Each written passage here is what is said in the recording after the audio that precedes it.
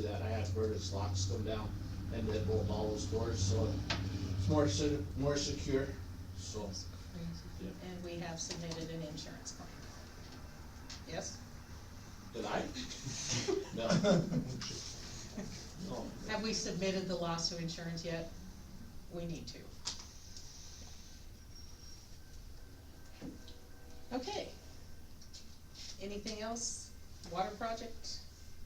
How's it going? Still going great. Okay. Yeah, they went for it today. They actually have, the one, intersection pulled through, they had the pipe pulled through there. So it's outside, they poured through to the exits and doors, and so, I mean, that's going great. Work in town's going really good. Actually, only have about 2 more weeks of heartache in town, so, yeah. So, yeah. Well, then the paving will start, so I shouldn't speak too much there, but, yeah. Yeah. So, what else would council like to know? I would just like to say thank you, because I know that it's extremely frustrating, and every time I've called with a problem, you've been great, so thank you very much. Oh, thank you. Okay. Just a couple things I'd like to share with council. Next meeting, just giving you a heads up, we'll have the tree watering contract before you.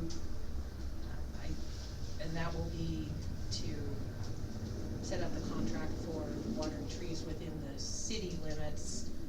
The tree board meeting was held today, and Commissioner Swenson was in attendance. My suggestion was that the county contract for watering the trees at Connors Field and out at the fairgrounds, rather than relying on the city contract to do that, since the city has no ownership interest in those properties. Just didn't believe it was appropriate to be sending our contractor out there again. So that seemed to be okay. Received word today that Department of Environmental Quality has approved the water and sewer plans for the North Cherry annexation. That email came in, Eric, after 4, so I'm not sure you saw it. I did not. Okay. With that, RPA intends to schedule a pre-construction meeting a week or so before the developers start to do that work, so everyone's on the same page there. And then next, the street work that we've got planned for this year, the bid opening is Monday at 11 a.m. Can attend via Teams. JB, I don't know if you wanna attend the bid opening or not. I don't think at this point it's necessary. Okay.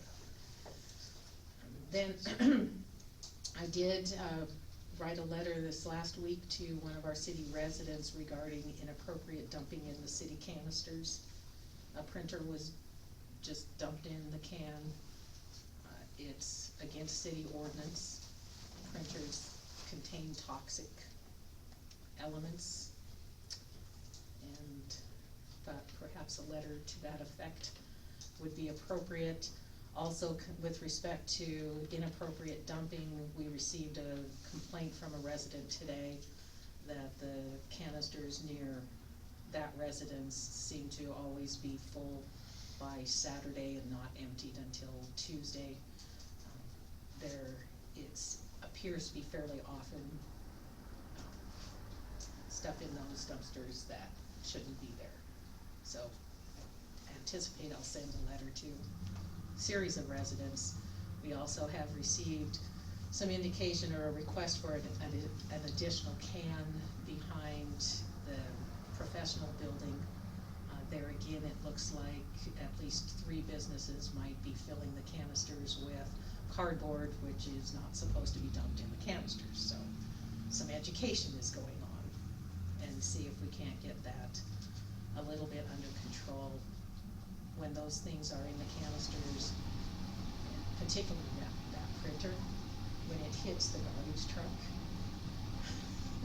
you know, our garbage truck is at the end of its useful life anyway, and it's still functional and it's still working great, but those kinds of things can cause damage to truck and even worse to our staff. And we don't want to be paying higher work comp rates. We don't want to be having people injured is. Can I ask a question? Yes. I understand the consumer electronics, that makes sense. What about the cardboard? The Eric, hardware would store's you been like to- dumping it for years on end, should they not be? Technically, the garbage ordinance says household garbage, and cardboard's, when it's in the big sheets and that, it's not household garbage. Is this an issue of businesses versus residents? No, cause it's universal across. The biggest thing that a big sheet of cardboard will do is that when it gets dumped into the truck, the way the packer works, you can't pack it. So you have to go to the next can down the way and hope that the big sheet of cardboard will get crumpled enough to be caught by the packer, Okay. to be ran in, you know, and that's what creates a problem. There was a time, with the old crew, that they actually had to get out, get into the hopper, smash it down, and then come back out, and then go. It's just the way that load was that day. I apologize for speaking as a business owner for a moment. Do you need me to stop putting cardboard in the bins? The great big sheets definitely, Okay. yes, yeah. We had no idea. We cut ours up. Yeah, if it's cut up, it really doesn't create a problem. The Define a other, big sheet. the big sheet, How many feet by how many? 2 feet? by 3 can even check me up, yep. So a large box of finish. And what's really tough too is the boxes that aren't broke down, they take so much room up in the can, and then by the time you get it into the truck, you know, you're trying to pack that, and there's times they just spring back out, they actually don't get ran through the truck, so creates a problem there as well. Is there cardboard recycling anywhere here? No. The closest recycling for cardboard would be canisters in Helena. I have a fire pit in my yard. Every place I've ever lived, there's always recycled cardboard. There, yes. I can speak a little bit to this. I won't bring cardboard back as recycled. It must be ripped up. It costs us too much money to lose the money. Took everything out down there so far that was costing us money, the solid waste. If the price was to come up, or if people was willing to pay like in Wilson Park County, everybody pays to recycle. You don't have an option. You're opted into that automatically. They lose over $1 million a year in alcohol recycling. Everybody says everything's green, wonderful, that costs them a lot of money to recycle. So technically, you should do it with that. Exactly, she's exactly right, it's a field out there. Take it to home, please. And I would just make the observation that at some point landfills fill up. Okay? So, yes, it's a cost, at the same time, I think sometimes you just have to pay the price. Doing the right thing can be expensive. Don't like to pay. They are paying whether they know it or not. Ultimately, we'll all pay.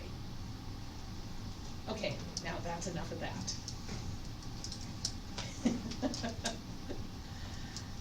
The Commerce Grant, our housing grant, I think I reported last meeting that that change in scope was approved.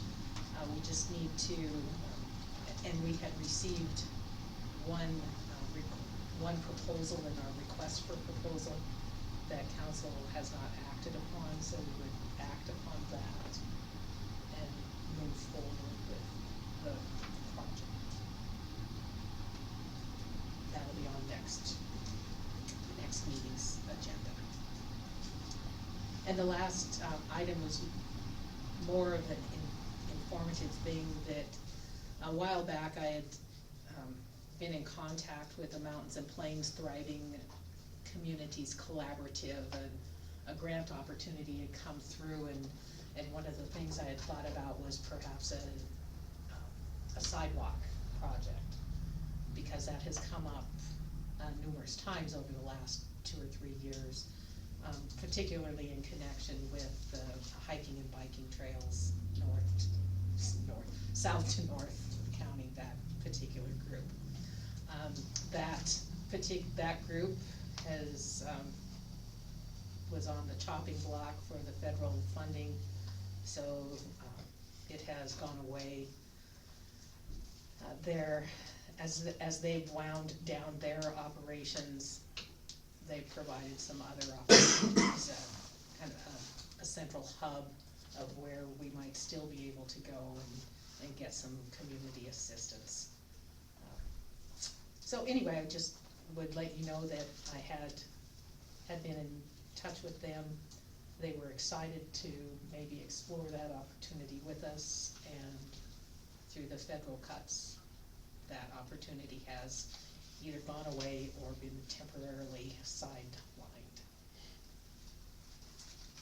With that, Nate, do you have anything? Just one thing, I don't know if it's city's problem or if it's Bob's problem. Right when you get off to our city, you can lose a car in there. I mean, not really. It's pretty deep. And I didn't know if it was like us, we needed to put stone in there, or if it was they needed to do something. Is that on Pine Street? On Yeah, Pine South Street? Pine, Eric is aware of that. Yep, yep, And you put some gravel down? yep, yep. Oh. And I also understand that that's a very temporary fix. Well, My big hope is I talked to the manager of Bob's, and I told him that there's a street project coming through. It'd be a great time for him to piggyback off of and maybe get his side paved, Okay. and that would really help us out. I will admit that one hole is in the city right away, Okay. but the benefit that the city has at the moment is that hydrant on the corner, it got fixed. So I'm hoping to come down and be able to fix that as well as part of their fixed rate, for doing that. So CK May is aware of that as well, just kinda waiting on some final pieces to get put in yeah, I was place. like, I didn't know if it was ours or it was Bob. I knew you knew anything about it, and thank you. Angie? Yeah, it doesn't necessarily like completely affect Townsend, but I don't know if everybody has seen the Small Town Big Sky, a short film on YouTube. It is about the copper mine outside of Marr County and the Marr County stewardship. It's about 25 minutes long, 24 minutes long. It's quite interesting, kind of gives you an overview of how the copper mine's working with the folks in Marr County. And they're expecting upwards of 240 full-time employees once they get rolling. Just more informative, and I found it really, really interesting how it affects the whole entire community. So, just a recommendation if anybody has a minute. That's on YouTube? Yes, it's called Small Town Big Sky, a short film. Thank you. Yep. JB? Nothing for me, man. Vivian? Nada. Doug? No, not this time. Okay, that's great. One last call for the public? I do, Yes. it jogged my memory when Vivian brought up the fire pit. So, I don't know if it was last weekend, it was when I was doing my DNRC refresher. We got called out for a fire in the front yard. And we showed up, there was a fire in the front yard, and it was household materials, clothing, basically just sitting at the front door, It's relevant to the South Basin. yarding stuff out. Gotcha. So, Oh, that's when the fire. we did put that out, then there was a fire in the fire pit out back, we did put that out. And I shot it full of fire extinguisher dust, so that way it could not be relit again. My question is when I was standing there with the deputy, he's like, what can we do? He's like, what is this city ordinance for that? Don't do it. That's what the city ordinance is. That kind of burning is not allowed. Okay, and I was like, well, I gotta check to see what the ordinance is, and then who needs to impose that fine? Is that, do we have to go through the sheriff's office for that, or do we go through our city Our ordinance? compliance officer. Compliance officer. That's where we were trying to get this figured out. I don't think it's a fire pit problem, it's a burn barrel that's in the ordinance, isn't it? There are prohibitions against burning various types of materials. Yes, well, the front yard. Regardless of the receptacle. Okay, that's, Yeah, I figured the burning in the front yard was like, you know, it's household stuff. I was just wondering how we go about who I need to, Contact that. John Stanzel. okay. Thanks. Okay, council, what do you wanna do now? I make a motion to adjourn the meeting. It's been moved and seconded to adjourn, discussion. All in favor, say aye. Aye. Opposed? Meeting is adjourned. Thank you all for your time this evening. Nate, if you ever retire, we won't know how to end a meeting. More letting know if no one goes the wrong way.